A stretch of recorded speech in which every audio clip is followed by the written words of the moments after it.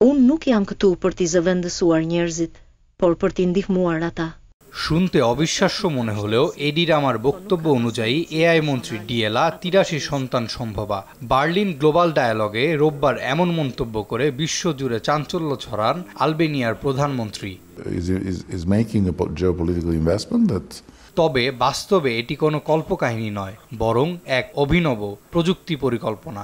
প্রধানমন্ত্রী রামা ব্যাখ্যা দিয়েছেন, এই সন্তানরা আসলে ৮৩টি নতুন এআই সহকারী। আলবেনিয়ার সোশ্যালিস্ট পার্টি ৮৩ জন সাংসদের জন্য তৈরি হবে এই কৃত্রিম বুদ্ধিমত্তা ভিত্তিক সহকারী, যাদের জন্মদাত্রী বলা হচ্ছে ডিয়েলাকে। রামা জানান, সংসদের সব কার্যক্রম রেকর্ড করবে এই এআই সহকারীরা। কোনো সাংসদ কোনো আলোচনায় অনুপস্থিত থাকলে সেই মুহূর্তের বিস্তারিত জানিয়ে দেবে তাদের এআই সহকারী। এমনকি কোন যুক্তিতে পাল্টা জবাব দেওয়া উচিত তাও পরামর্শ দেবে তারা। And it's a privilege to be part. রামার ভাষায় এই শিশুদের কাছে থাকবে তাদের মায়ের জ্ঞান, অর্থাৎ ডিয়েলা যা জানবে তার সব তথ্য ও সক্ষমতা পাবে এই নতুন সহকারীরাও। এটি সংসদীয় কাজের দক্ষতা ও স্বচ্ছতা বাড়াতে বড় ভূমিকা রাখবে বলে আশা করা হচ্ছে।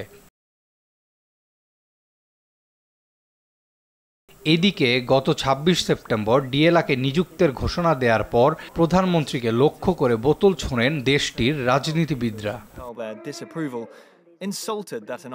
সব বিতর্ক উপেক্ষা করে ২০২৬ সালের মধ্যেই আলবেনিয়ায় এই পূর্ণাঙ্গ এআই সিস্টেম চালু হবে। বিশ্বের প্রথম এআই মন্ত্রী থেকে ৮৩টি নতুন এআই সন্তানের জন্ম। ভবিষ্যতের রাজনীতিতে কৃত্রিম বুদ্ধিমত্তার এই রূপ বদলে দিতে পারে শাসন ব্যবস্থার ধারা, এমনটি মনে করছেন বিশ্লেষকরা। Reziku i vërtet për kushtetutat nuk kanë qenë kurrë makinat.